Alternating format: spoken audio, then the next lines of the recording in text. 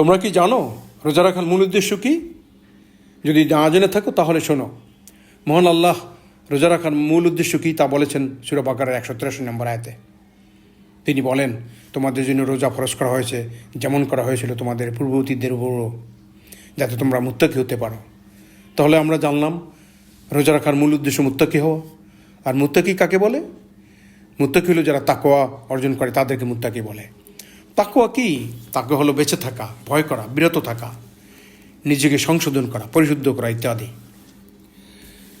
অর্থাৎ সকল নিষিদ্ধ ও গরিত কাজ, খারাপ কাজ থেকে বিরত থাকা এবং ভয় করা বলতে আল্লাহকে ভয় করা বোঝায়।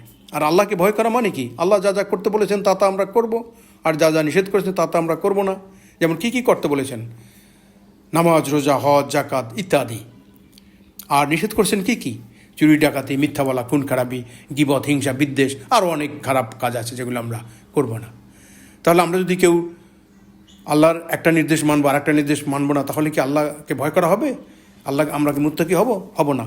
তাই রোজা রেখে আমরা অবশ্যই নামাজ পড়তে হবে এবং অন্যান্য যা করণীয় তা করতে হবে।